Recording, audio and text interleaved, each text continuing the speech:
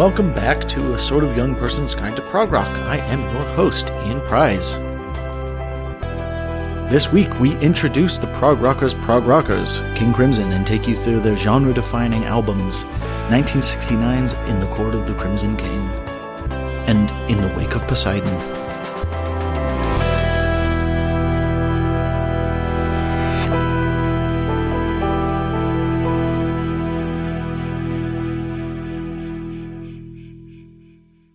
Hello, welcome to A Sort of Young Person's Guide to Prog Rock. I am your host, Ian Prize, and today we are talking King Crimson.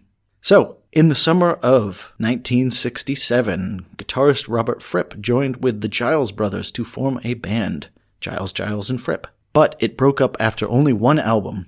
So by 1969, guitarist Robert Fripp recruited a new band comprising Ian MacDonald on keyboard, Michael Giles on drums, lyricist Peter Sinfeld, and singer and prog rock heartthrob Greg Lake, and christened them King Crimson.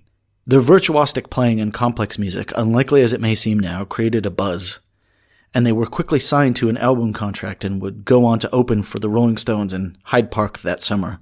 They quickly went into the studio and, after a false start, recorded a hit record with admirers in Jimi Hendrix, Pete Townsend, Steve Hackett, and the band Yes. However, this incarnation of the band would only last one album as the stress of touring would destroy them. Robert Fripp still had a record contract, however, so he would assemble a patchwork of musicians to record the follow-up In the Wake of Poseidon.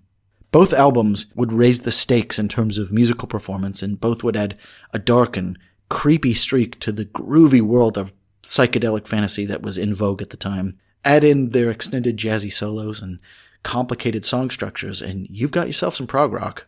So, here we are now, putting the prog into prog rock. My introduction to the proggiest of all prog rock was through Yes, but once I was in the Court of the Crimson King is at the top of every greatest prog album list ever, and it absolutely didn't disappoint. I appreciated it as a masterpiece instantly, but I thought the follow-up, In the Wake of Poseidon, took the bits I liked and took them even further. Now, both albums are in a dead heat, but King Crimson still has the power to amaze and frustrate, so I'm happy we've arrived at them today. So, to discuss King Crimson with me today, I'm joined by President Puce, Ed Thomas. Hello. Vice President Vermilion, Ryan Robison. Hello there. And Colonel Mustard himself, Brian Gann. G'day. So, today we are talking about King Crimson's debut album and their sophomore follow-up, In the Court of the Crimson King and then In the Wake of Poseidon. So, before we start, I'm going to tell you where the name King Crimson comes from. So, the name King Crimson was first used in the 1638 play by Christopher Marlowe, The Legend of Dr. Faustus. So, Dr. Faustus has conjured Mephistopheles to learn the cosmic order behind all nature, and he's dissatisfied with the deal he's made. So he is sitting in his study, and Mephistopheles comes to him. So, dear Dr. Faustus, are you dissatisfied with our bargain? What knowledge hath I gained? Dark, light, great, small? What more have you taught me? But, my dear doctor, all concepts are vestments made of the same fabric. Ah, but these are only words, great deceiver. Oh, you wretched mortal. Man was never meant to understand the concepts behind these words. I affixed my name to your dread contract such that I would learn how jazz, classical music, and rock would blend together so perfectly. But did I not melt your face, bitch? Oh, how unhappy is the man with the Crimson King for a teacher. And actually, the name was just made up by Peter Sinfeld. So that's where King Crimson got their name. Now let's talk about their sweet, sweet music. We will start with our expert in residence, Ryan. Tell me how you came to this album and what your initial thoughts are about it. Oh boy, if I'm the resident expert, we're in trouble. I think this actually goes all the way back to high school. I think this is one of the albums that just happened to be in the CD player of your car on repeat, usually for a couple weeks. Oh. And that sweet, jazzy, mathy, almost I'm not going to dunk on this album at all because I genuinely love it, but somewhat initially hard to digest fusion of what they were up to. Man, I think that's where it all began for me. Oh, yeah. So, Brian, how did you feel about this album and how'd you come to it? I think, Ryan and Ian, I think compared to you two, I was not as into King Crimson as like Yes and Pink Floyd back in the day. But I do like it. I think King Crimson in general is a little bit too jazzy to me. I read somewhere, and this is always stuck in my head, that prog rock represents moving away from blues-based rock to jazz-based rock, and this you can really feel that. I think King Crimson has a lot of like highs and lows. There's some songs I really like, and some songs I really dislike, and we can talk about those more specifically. But there are some bangers In the Wake of Poseidon and In the Court of the Crimson King. But yeah, I'm digging it. I feel like these are two great albums to get into. I mean, they are probably King Crimson's most accessible albums, and they're just great to start off the story of prog. And with that, Ed, how did you feel about this album and its follow-up? So, for me, I knew a little bit about Fripp from the guitar world. He's well known for being a crazy good guitarist. I know that Hendrix, once hearing the band, shook his hand and said, "This is the best group I've ever seen." And for me as a guitar head, that was, I'd heard songs here and there, but I'd never really sat down and gone deep into any of their albums, really. And just like everyone else, I think I was kind of subjected to it from you. Go away and listen to this.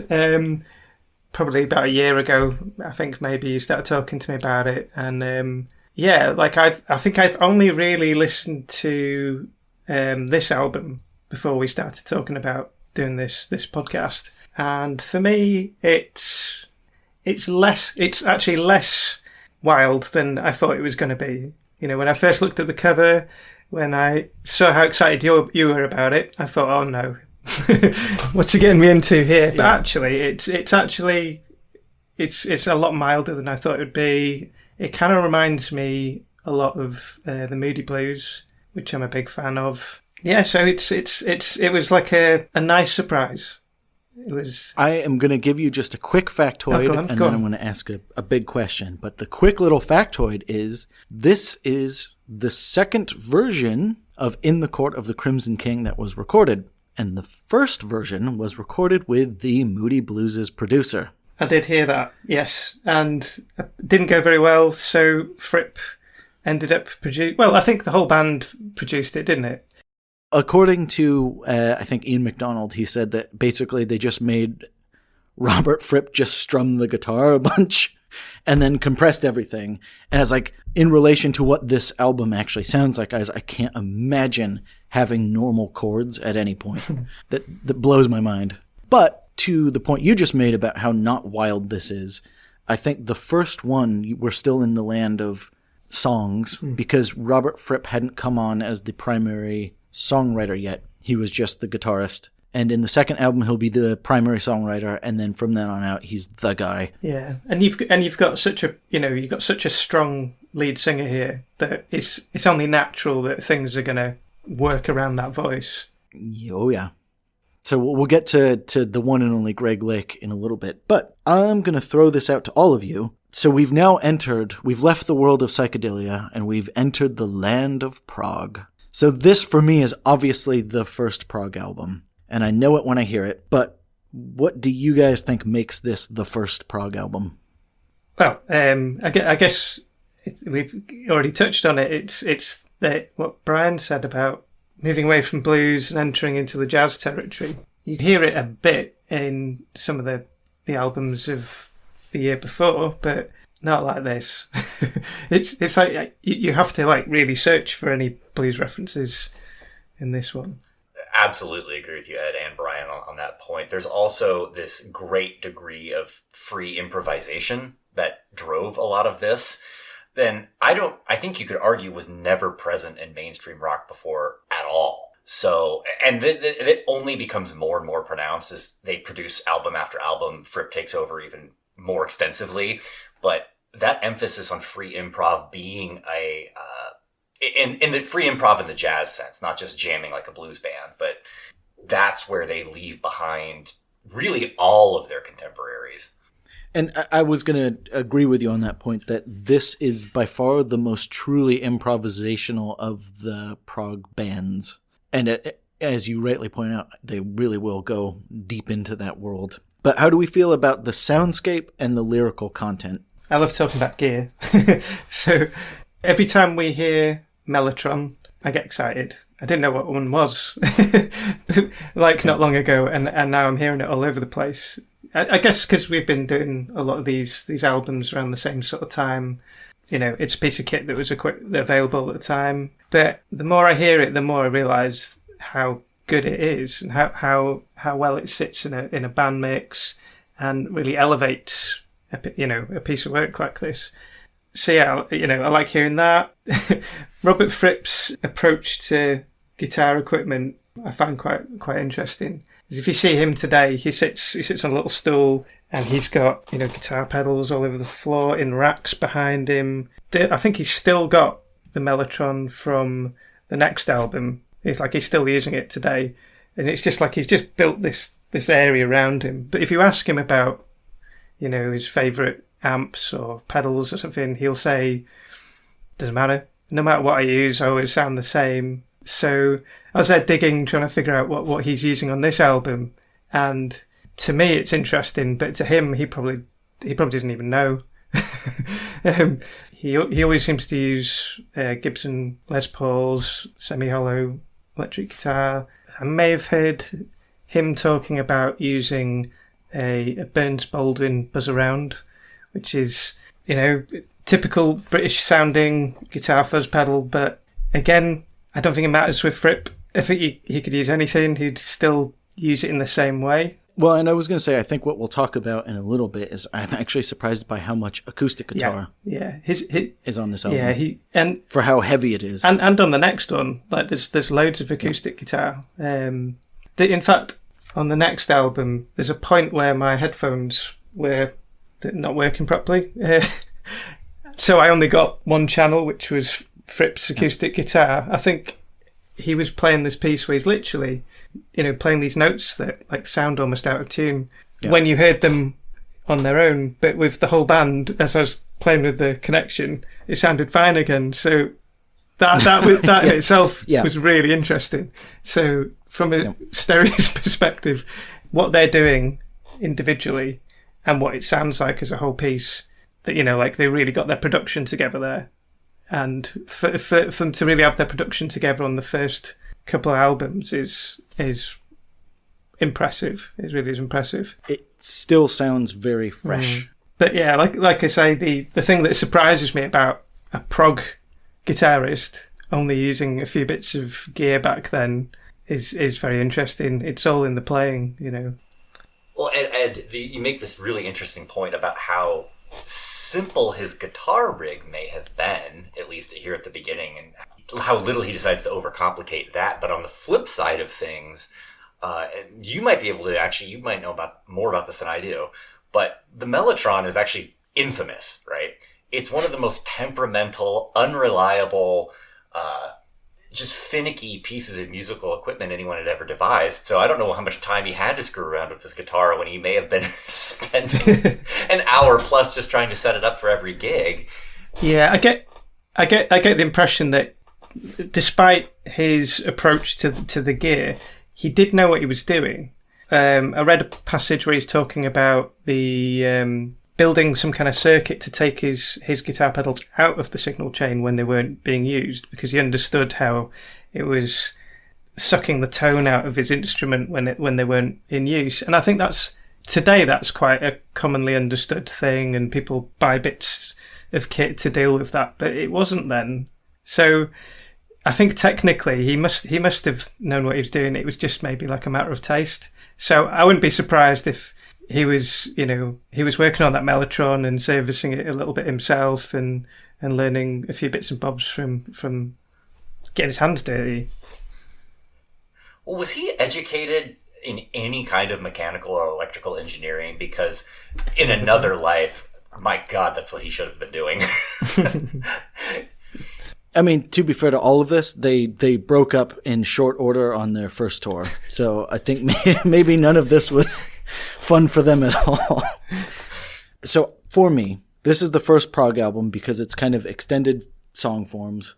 They record virtuosic performances. Like, I'm sure there was lots of virtuosic bands, but this was the first band to put it down and say, hey, look at this.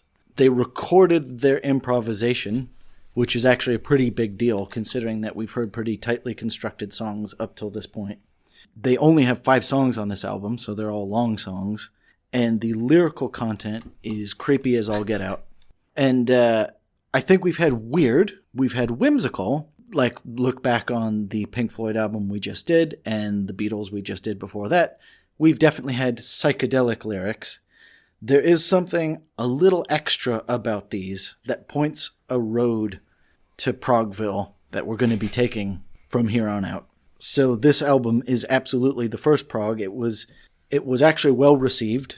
It and then the follow-up in The Wake of Poseidon both hit I think in the top 5 in the UK charts and top 30 in the US charts, which considering that King Crimson would never hit past 30 again in the rest of their career is pretty amazing. And I think certainly this first album is still fresh and interesting, but still very listenable and accessible. Then we'll compare it to their second album, In the Wake of Poseidon, and then we'll discuss what happens to them. But that all to come later. So is there any other general thoughts we have? I think to your point, it being the first, I was looking at, their contemporaries, because obviously Yes and Pink Floyd predate them as a band, but I think a lot of what Pink Floyd was doing was more like psychedelic at that, at this point. I mean, I think Metal is really their first true prog rock. That was 71. And then Yes had Yes by Yes, but that was like a lot of covers. And then Time and a Word is 70. And then, the Yes album 71, that's when they're really in their main prog rock form. Just to that point, so I mentioned Bill Bruford earlier. So he saw them perform 21st Century Schizoid Man at the club and just said, oh my goodness, Yes needs to increase their game, which is then what they did for the Yes album, which we'll talk about later. Brian, continue. And to go back to the general sound of the album, I went down the rabbit hole on the mellotron. And, for them, it was actually a relatively new instrument. I mean, I think to us it has, I don't want to say it dated, but it has a vintage feel. Mellotron first came out in 63, so it's only been around for a few years. If you look at like the Moody Blues, various types of prog rock, pop, it was really a defining sound of the 60s and 70s. Totally declined. The original company stopped producing it in the 80s. And then a lot of bands like Oasis and Radiohead in the 90s brought back the popularity, and the original company started manufacturing it again, and it is still being manufactured to this day. You can get a Mellotron M4000 or Mark IV from the original manufacturer. It's hard to figure out what it costs, but because there's like a UK and a US site, but the US site has it for $6,800 US. And if you go to the Facebook page for Street Electronics, there was a post from November 2021 that said John is up to his neck in M4000 orders, services, and restorations. So it sounds like things are going great. And if you want to learn more, their email address is tronbros@aol.com. I am delighted by this. That's amazing. I can't believe that it's still in production by the same people. That's incredible. Frankly, because it's such a pain in the ass instrument, I imagine, if you've got the actual tape loops. But Robert Fripp has one of the most famous quotes about this ever, in that tuning a mellotron doesn't. Nice. It's funny, isn't it? Sometimes it doesn't matter if something's impractical or it doesn't. There's a lot of upkeep on it. If it sounds sonically right for a band, then people just want it. Maybe it's one of those, when you just associate it with albums you love. That's why. I mean, it's a period we all love. I mean, I think anyone who likes rock music starts somewhere with like Sgt. Pepper's or something, and you're like, ooh, that kind of creepy strings but just off sound is so lovely. And I think, actually the corollary now is, I think, for me, 80s music sounds so like harsh and stupid.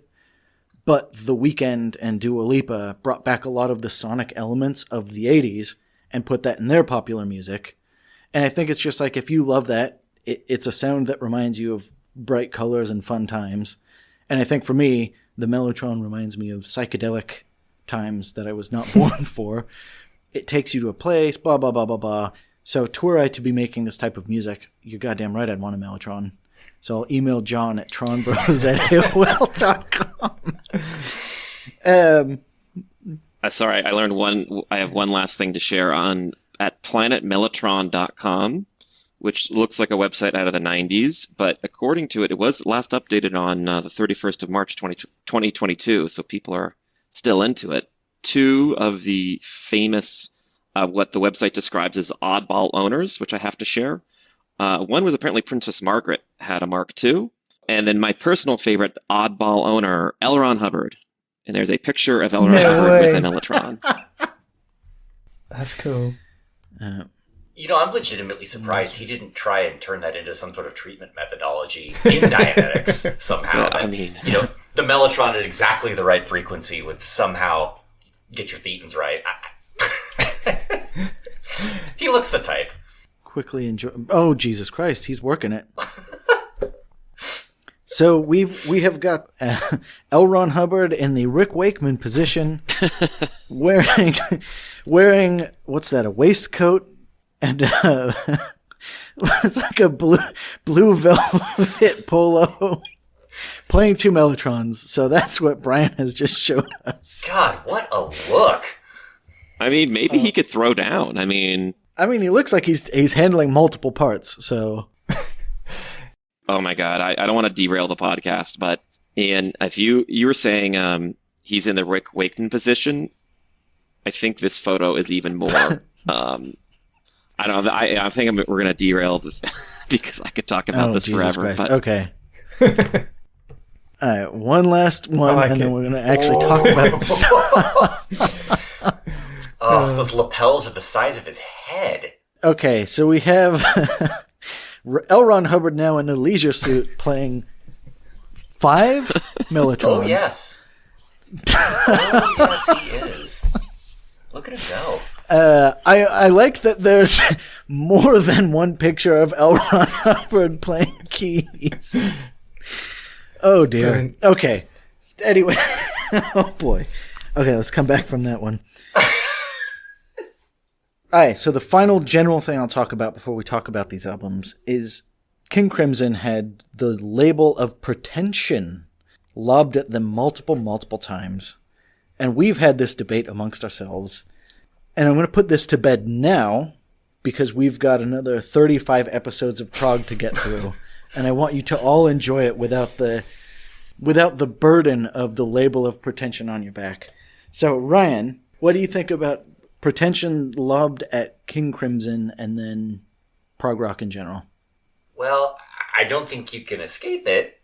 I cannot fathom what the club scene in London would have looked like at that point in the late 60s with these guys being the cool cats in the corner. I can't even picture this. It's hard not to fall into that trap. Before this, how many bands had a dedicated lyricist that didn't do anything else? I don't... Well, he did the light show. Yeah. And they don't even... And King Crimson themselves don't even drop this notion of having someone specialize in something that's arguably non-musical. I don't know how you can be less pretentious. I personally love it, but I don't think you can get away from the label. You have some of those things, like all the different instruments, the heavy, mellotron, the kind of that electronic in quote sound, since the mellotron was like the mechanical electronic. But curious, this is more of a question for the group. I think one element of that pretentiousness was also the stage shows. Pink Floyd, ELP, yes, had giant stage shows. Did King Crimson have a big stage bombastic show like the other bands? So... they very specifically did not. They did have a light show on occasion, if I remember correctly. But famously, and this is a quote from Peter Sinfeld, Robert Fripp was not a gyrator. So I think Robert Fripp just sat on a stool. Oh, God damn, there's just yet another good one. So Robert Fripp sat on a stool and just played his guitar not facing the audience. And when Greg Lake said, "Robert, you look like a mushroom," Robert Fripp said, "The mushroom is a symbol of fertility in many cultures." So I'm not sure how visually interesting a King Crimson show was. But it's like, I also feel like, imagine all of this stuff going on sonically, and then you also have to watch, like, you know, like Ian Anderson tap dance with a flute. I'd feel like that would be too much, and I feel like you, as a prog band, you get to pick one. Like, you play too much music, or you do too much leotards, and you make your choice. Fripp himself, sure, maybe he wants to sit in the corner there and noodle on. But King Crimson, they, as much as you want to say it, they're not immune to it. They don't really do it during this iteration of themselves, but I'm thinking of later when J.B. Muir comes to join the band. He's known for running around stage, doing lots of non-musical things, banging on pots and pans, smashing blood capsules on himself. They're not immune to this. Obviously, prog has a lot of personalities. For the most part, including King Crimson, I think it was a bunch of music nerds who couldn't have done anything else. And I think to that point, you're only pretentious if you're pretending, and I think they were just who they were. I think the one and only really, really big exception to this is Greg Lake. And Greg Lake, as we'll talk about in later episodes, he loved himself a fur coat, he loved himself a Persian rug, he loved himself a spa trip in Japan. Then again, I guess he is who he is. Yeah. And like you say, it's you know, if someone is putting up a pretense, then yeah, that's pretentious, but that's just the guy. That's just the guy. And, you know, I think, if people are doing something musically in order to be perceived in a certain way, then yeah, they're being pretentious. But I don't feel that. I feel like these, you know, this is just the way they play. It's just what turns them on. That's just how they get down. Simple as that. How they are. Yeah. And I was going to say, I think this was within them. They just needed to express this weird music. I hope we have avoided this as a friend group of prog lovers. But I could definitely see this being a type of music that's very, very prone to gatekeeping. And like, you don't really understand prog unless you like Islands or Lizard. And I could imagine this being a very gatekeeping type of genre. So my message to you, whoever's out there listening, is we want you all, and we hope that you enjoy this music, and we don't care who you are, and that you probably won't like the rest of it. I was going to say, that sounds like the least prog thing anyone's ever said. I mean, people better not be gatekeeping with prog rock. There's no one on the other side of the gate. I mean, I don't think we're really. Yes. I don't think we're beating back people to come in. I mean, no, as I say, we need you. It's actually pretty lonely in here. In fact, we've left the gate open for a while, just no one showed up. Okay, so my one and only final point about this album, and I guess early King Crimson in general, let's take our minds back to 1969. This, I feel like, would have been very intense music. As in, like, I think the reason this became the first of a new genre is actually, man, this must have been really unusual to hear. Because I was trying to think about what else was going on in 1969. And I guess, like, the Beatles had entered their soulful groovy phase. I guess there must have been a bunch of, like, post-Beatles bands kind of also being groovy. And this is aggressive as all get out. And improvisational as all get out. With these creepy kind of mysterious lyrics. So I feel like this would have been a very exciting album. Almost punkish. And with that, we start with the first album, In the Court of the Crimson King. And we start with 21st Century Schizoid Man. And this is a good as place as any to talk about the album cover, which features the 21st Century Schizoid Man. The album cover was painted by Barry Godber, a computer programmer friend of Greg Sinfield's. And he also did the interior cover, which features a moon with fangs, which is King Crimson himself. So he did both of these. I had never actually seen the interior picture till researching this podcast. It's pretty wild. Yeah, these colors with their like the blues and the reds and like just the really close up screaming face. Again, this is not Magical Mystery Tour. I know the guy who painted it was literally, that's his own face in the mirror, isn't it? It's a self-portrait. Well, there you go. Well, it takes a certain kind. I mean, I think we all have to remember what computer programmer would have meant in 1969. And Like down in the basement with his little punch cards. But there's nothing on there either. There's no name of the band, there's no name of the album, there's nothing, that idea that someone's got a route into it to find out what's going on, and yeah, you're kind of drawn in. Oh, yeah, if you see that on the shelf at the record store, that's gonna get your attention immediately. And the question is gonna be, what in blazes is that? And what in blazes is this? So this song, 21st Century Schizo Man, is Peter Sinfeld's rhapsody about, he says the Vietnam War, but in a general sense about the manic-inducing life of being a 21st century schizoid man. And then they brought it to life with this insane riff. I was going to say the lyrics themselves are somewhat schizophrenic in how they're presented, and I can imagine Peter Sinfield left to his own devices trying to write these things, but ends up being heard in places you really would not expect later too, because I know I've made references to this in other episodes, and Ian, you actually might be more apropos than you think by calling this somewhat proto-punk, because later on in the 1990s, our friend Brett Gurewitz of Bad Religion names a record label after Epitaph, which is actually another track from here, but then also makes an homage to the song in their 1990, what year? 21st Century Digital Boy. So a skate punk band from the 1990s forms a record label, names it after a King Crimson song, and makes reference to these lyrics some 30 odd years later. I wonder how many people within their genre got that. Oh my god, I can't even imagine. What a deep cut. Well, I think, so we'll talk about this in a future King Crimson episode, but one of Kurt Cobain's favorite albums will be King Crimson's Red.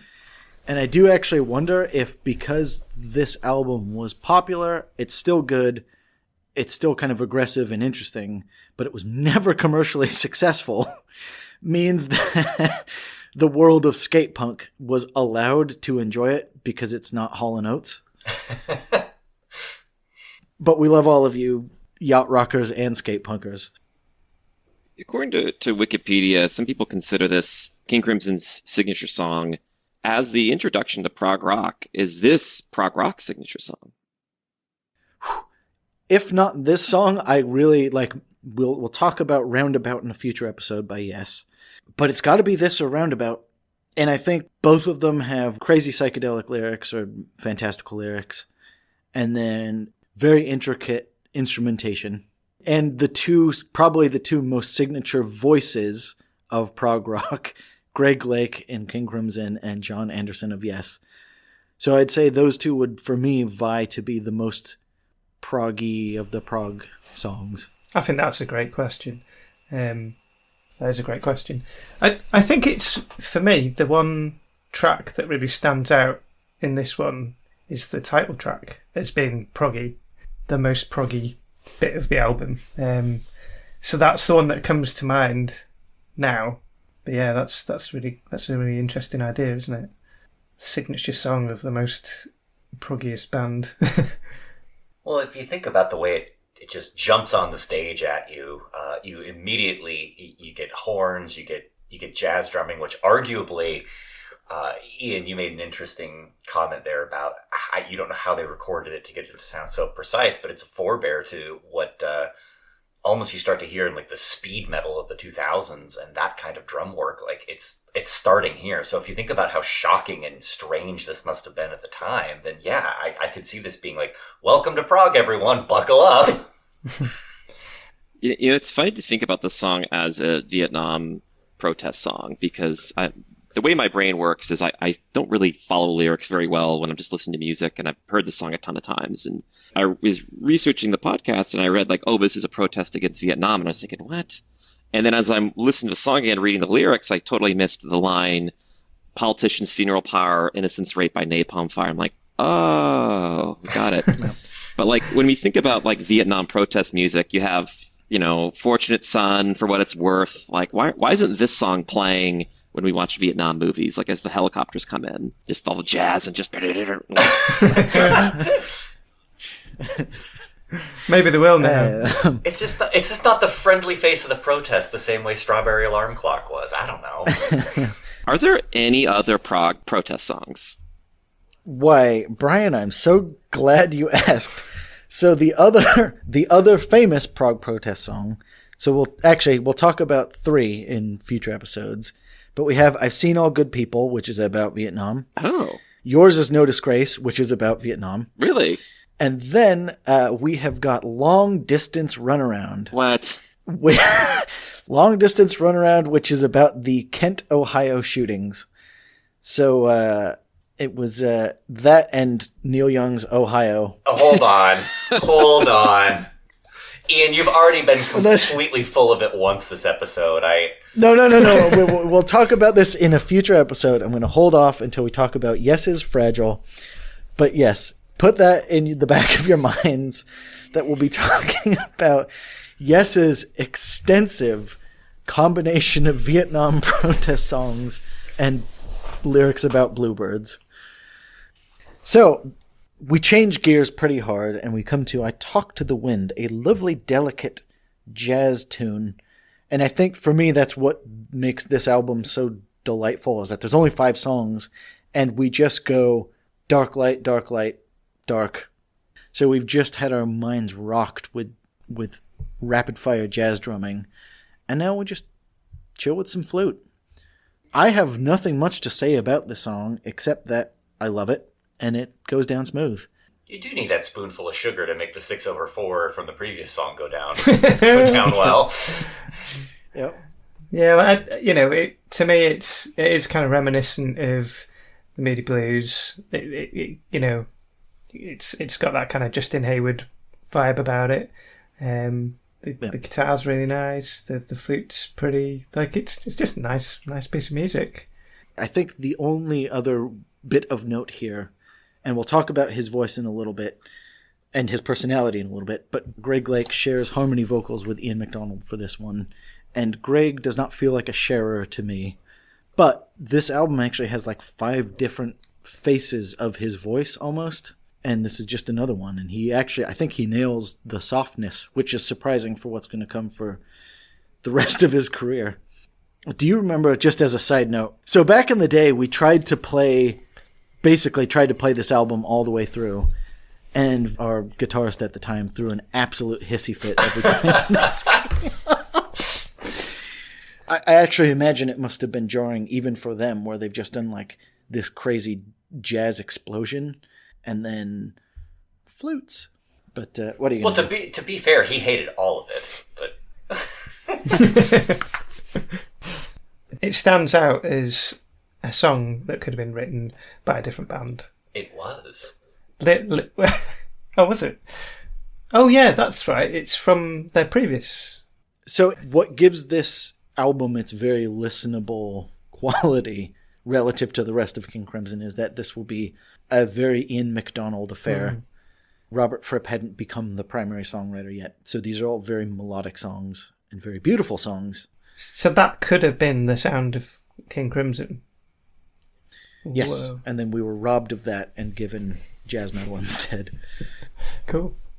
For those who really enjoyed this song, Ian MacDonald and Michael Giles would go on to form MacDonald and Giles and do an album that was more like this. So for those who enjoyed this, there is an album for you. So we come then to Epitaph, which is Peter Sinfeld's Meditation on Nuclear War, and Greg Lake's Apotheosis. So this is where the mellotron really kicks in full gear. And I guess I'll just start with Greg Lake's voice. So we'll get into it more when we talk about ELP, the band he would go on to form. But what do we feel about Greg Lake's voice? What does it bring to this project? This is, I think, where he starts to get into that almost stage persona where, ELP, we all talked about how it starts to almost feel like something that could be on a Broadway stage. And that quality to his voice, like, I think it starts here. Albeit, like, I mean, it'd be unintentionally hilarious to have this song as part of any sort of stage musical. But I think I mean, it's absolutely part of stage musical would be ridiculous, but as part of a epic arena stage show, oh baby. And actually, we'll probably talk about this further in ELP episodes, but I think this is one as well where this would absolutely blow up off a stage. Like, they would only be playing small clubs at this stage in their career, and I can't imagine this song in the context of a small club. And I feel like it's so epic. This is the high that Greg Lake will chase for the rest of his career. He'll chase that dragon forever. He chases that dragon forever. And this is the moment where, like, I feel like swap out mellotron for soaring organ and you have ELP, but this, like, swelling oomph in the background, and then Greg Lake just singing his little choir boy heart out in the middle there. What a moment. Yeah, he's got such an epic voice, isn't he? And actually, the song is so epic. I was hard-pressed to think of another band that would do this again. I feel like Muse must have done this. Like, swap out mellotron for bombastic synth, and you must have Muse somewhere. But, like, it's such an unabashedly epic song. I love this song. I wish, to be honest, I wish more ELP was like this, because I think it's a great demonstration of Greg Lake's vocals and what's possible. Also, it's very much the mellotron song, and it's a great way to end, because this is the last song on side one of the album, so this is kind of the end before you flip it over. Yeah, it's always good to take that into context when you're listening to records. What are you doing before you walk over to the record player to flip that over? That natural break, and yeah, it's when you think about this album from that perspective, it is actually a really well put together journey that you're taking on. The idea of an album in the UK is a bit weird still. In America, people are making albums, but in the UK, people are still kind of they still got that idea of single records. Maybe this is the shift after Sgt. Pepper's was that it was okay to do albums. People would buy full albums and not just the single. You could argue that literally is what prog is. Yeah. It's that shift from singles to albums, and people learning how to actually make an album. And I think this is an example of someone who's nailed it. Well, I have a question for those who probably know this better than I do. This is part of history I'm kind of ignorant of. But so at this point in the US, FM radio is where you can go to hear the far out weird stuff and some things way more experimental, I suppose, at least by those standards. But did that really have the same sort of format and connotation in the UK? Did FM radio really mean the same thing over there? Oh God, no. So in the UK, everything was kind of centralized. So you what you did have is you had people operating pirate radio, right. And there's the famous Radio Caroline, which was broadcast off a boat. So it wasn't on the UK mainland, so they were able to play what they wanted. So that's something worth looking into. But for mainland listeners, it's the Beebs and nothing else. It was only sea shanties, by the way. If you're yeah. Basically, yeah, it was not regulated, but it was tame, and there was a schedule people stuck to, and that was it. We were fed gruel basically. Yeah, because I guess you don't have people like John Peel doing their thing until a little bit later, right? As far as DJs go. He's someone, I think he was on Radio Caroline actually, but I'm not too sure on that. But yeah, it kind of explains why music evolved the way it did in the UK. You know, people were like really hungry to hear something different, so they were getting these blues records straight off the boat that were not being sold in America and being sold in the UK instead. Like people that, you know, so that's kind of where that British blues thing comes from. You know, people being starved of anything interesting, basically. And then you get the mod culture who loves their American R&B and American blues, and so yeah. So you've just experienced Epitaph. We've taken you to the height of emotion, and then we flip the album to Moonchild. So I will say the one thing, I am glad that all 5 songs have kind of a different vibe to them. I would say they did a pretty good job of making each of these songs feel different. And as I said before, I think Greg gets to sing differently. I absolutely love the first 3 minutes of the song. And then, as everyone who's heard the song will know, it devolves for another 9 minutes into atmospheric jams. Here comes the free improv! Here comes that sweet, sweet free improv. Now, I will not and cannot defend the subsequent 8 minutes. I do love the first minute of the jamming because there's a little bit of like vibraphone, a little bit of doodly-doo guitars, and it really, like, you've had this pretty cool little song, and then it just melts into this. And I actually would love if they just had this beautiful little outro of vibes and guitar fading away into the next song on this album. But they don't, and they give us 8 more minutes of pure noodling. I think this is where, Ian, to take it back to your previous comments about pretension, this is where it goes off, because maybe I'll try and define it here as self-indulgence. Because if you can imagine this, though, our little 8 minutes of tinkling and sprinkling, like, that was probably really fun if you were them. Yeah. Fun for no one else. Well, I forget who said this, but the person holding the drill is the only person not annoyed by it. That's perfect. That's absolutely perfect. And I feel like that's very much the vibraphone on this. Yeah, that is so true. However, if people didn't do that, you know, if they censored themselves and were thinking about, you know, who's listening, we wouldn't have a load of other stuff. I think, you know, it's really important that they are that free and they are that able to just go, you know, check this out. It's part and parcel of who they are, isn't it? I mean, this brings up a thing we will talk about later on Pink Floyd's Metal, with both the track of the Blues Dog and the middle of their epic piece Echoes. And we'll talk about it on that episode. But wild studio experimentation being recorded and then pressed to acetate, for me, is a ludicrous waste of everyone's time. And I'm really in love with people experimenting in the studio, on stage, whatever. I love that King Crimson took us to the edge of like sonic delights. They didn't need to record it. And I will say there's lots of times where they do improvise, and lots of moments where they improvise where I'm glad they did. And we'll talk about this on the next album. They add a lot of nonsense in a good way to their songs, a lot of noise and dissonance and all that sort of stuff. But for this, they just noodle and then noodle and then noodle. How do you know that for sure? It might have been crafted that way. Well, I mean, good for them. Fair enough.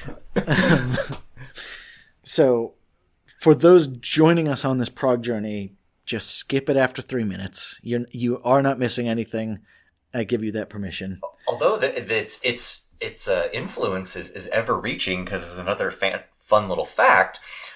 We may all remember the rapper Mims for his prog hit, "This Is Why I'm Hot." He actually samples this song. Really? Not in that one. You'll have to look up the track "Doctor Doctor," but there's a theme here. And I think it's hip hop loves King Crimson. I don't know how else to interpret this. So we haven't discussed it until now, but every song on this album, other than Epitaph, has like sections, or like so the first is the dream, which is I think the section I really like. I think most of it sounds like we like the first 3 minutes, and then the illusion is just the improv nonsense, The doodling. but it is kind of nice because when I really broke it up when I was researching this or getting ready for this podcast, I did actually really end up liking that first couple sections of Moonchild. I was disappointed to learn this was not released as a single. Normally, I hate when studios meddle and ruin, prog rock songs. This would be the one where I'd love if they're just like, let's just cut that out, and this would be this could be a good B-side to 21st Century Schizoid Man or something like that. But there's only one single, and it was In the Court of the Crimson King. Although confusingly, in the 76, there was a compilation album called A Young Person's Guide to King Crimson, which I'm guessing was ironic even then. And then the single from that was Epitaph, strangely enough. And the B-side was 21st Century Schizoid Man, which was a very interesting choice, if you think about it. I remember when I first heard this record thinking that there were more tracks on here than there actually are. So I must have zoned out and chopped some of them up. Somewhere in the 9 minutes.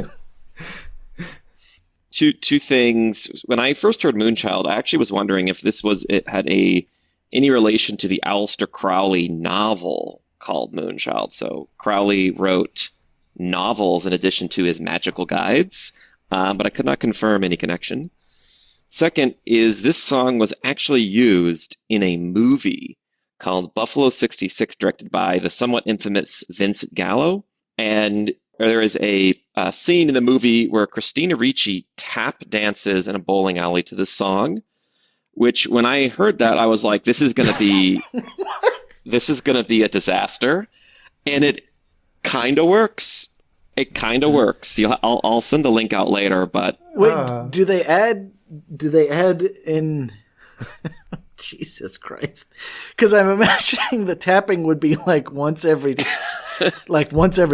Like, it's not that fast of a song. Yeah, but if you picture her just dressed as Wednesday Addams, it works. Yeah, just shuffling. I mean, I would describe it as Vincent Gallo doing his best, like, David Lynch impression. I've never seen the movie, I'll be perfectly honest. I just watched this scene. It's on YouTube. But I'm telling you, there's something about it that works. I don't know the context of the scene. I don't know anything about the movie. But it works. It's hard to describe. But look it up on Buffalo 66 Moonchild. It's very easy to find. And what was the Aleister Crowley factoid you had there? Oh, I was wondering, well, Aleister Crowley wrote a novel, like a fictional novel called Moonchild, and I was wondering if there's any relation to this album, but I could not confirm or deny that. Because I was going to say they do write another song that's based on his book Anal Magic. Was that on Red? I forgot.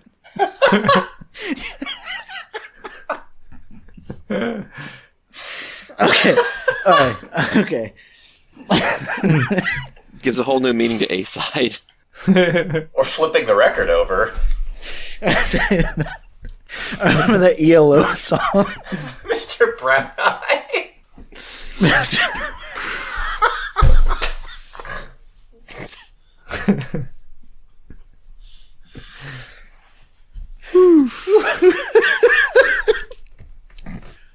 Okay. Fabulous. Okay. Wonderful. Children. Children. That's so bad. Okay. So we come then to the next song, In the Court of the Crimson King. Goddamn, what a way to end an album. I think it's the spiritual companion to Epitaph. Like, it's just a big old mellotron-y, spooky ballad.